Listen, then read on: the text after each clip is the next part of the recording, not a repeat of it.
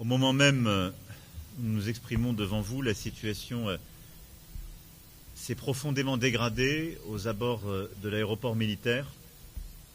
Et je veux ici saluer une fois encore l'engagement de nos équipes qui font le maximum pour pouvoir conduire à bien le travail dans lequel nous nous sommes engagés, celui de la solidarité internationale, du droit humanitaire et de la protection de nos ressortissants, des ressortissants de tous les pays amis, mais également de tous les Afghans et de toutes les Afghanes qui doivent être protégés en raison de ce qu'ils sont ou des combats qu'ils mènent. Depuis plusieurs jours, la France, avec d'autres alliés, fait le maximum dans cette situation.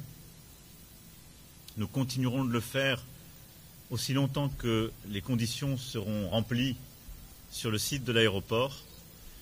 Et au moment où je vous parle, nous sommes confrontés à cette situation extrêmement tendue qui nous conduit évidemment à nous coordonner avec nos alliés américains, mais à appeler chacune et chacun à la plus grande prudence dans un contexte que nous ne maîtrisons pas, nous le savons. Il est évident que la tension monte beaucoup.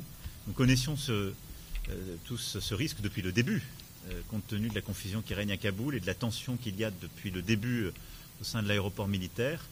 Et les prochaines heures continueront d'être extrêmement risquées à Kaboul et à l'aéroport. L'ambassadeur et des équipes, comme vous le savez, l'ambassadeur, l'ensemble de ses équipes, plusieurs autres Français, nos policiers nos forces spéciales sont sur le site de l'aéroport militaire.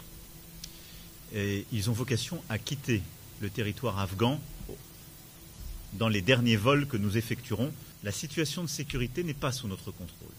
Et donc nous allons continuer en lien avec nos alliés, tout particulièrement nos alliés américains, et dans une discussion qui de toute façon s'est aujourd'hui construite sur le site de l'aéroport et à proximité avec les talibans, nous allons tout faire pour pouvoir